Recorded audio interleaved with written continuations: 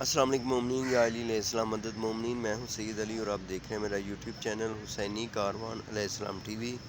Viewers, ایک افسوسناک خبر کہ اربعین کے لیے جاتے ہوئے ایران کی طرف کوئٹہ سے بس پر حملہ کیا گیا، جس میں سوار بچوں اور خواتین بھی زخمی ہوئیں اور بس پر فائرنگ کی گئی۔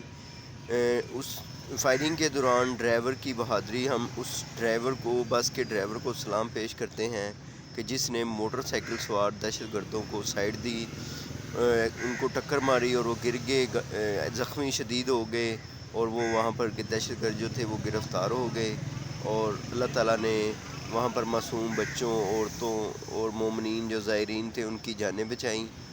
تو دیکھیں یہ دہشت گرد جو ہیں کتنے ظالم ہیں کہ معصوم بچوں، عورتوں پہ بھی فائرنگ کرتے ہیں۔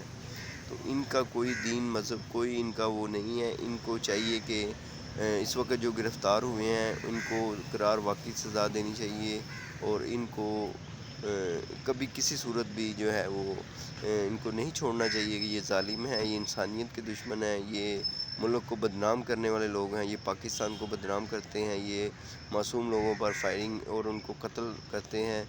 یہ بہت ہی ظالم، ناقابل معافی لوگ ہیں۔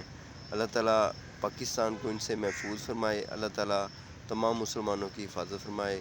بہت شکریہ ویورز، ہمارا channel Husaini Karwan T V like, share, subscribe کریں۔ شکریہ، اللہ حافظ۔